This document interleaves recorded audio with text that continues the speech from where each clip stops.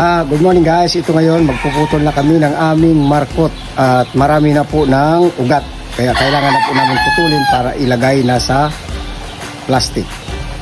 Guys, samahan niyo ako.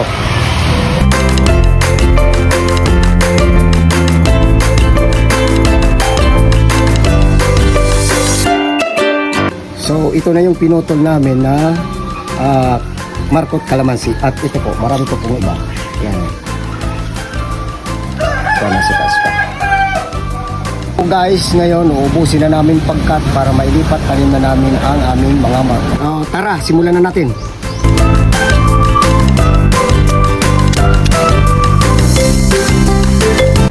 So guys, ito lang naputol namin na 23 piraso ito.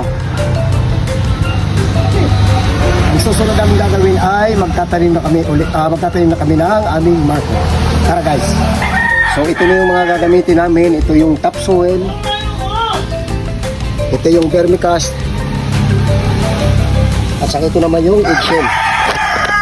So ang gagawin namin dito ay hahaluin namin, ihalo namin ito at saka namin tatamnan. So ita-timelapse lang namin para madaling matapos. Tara.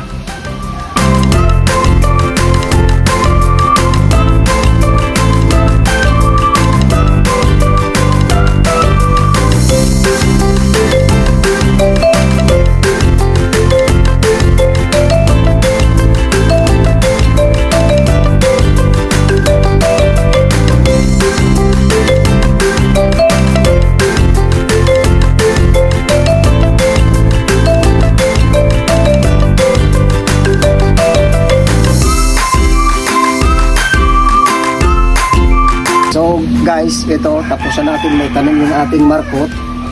I-update ko na lang kayo sa kung ano na ang mangyari sa aming tanim, kung okay na. At salamat sa panonood. Bye.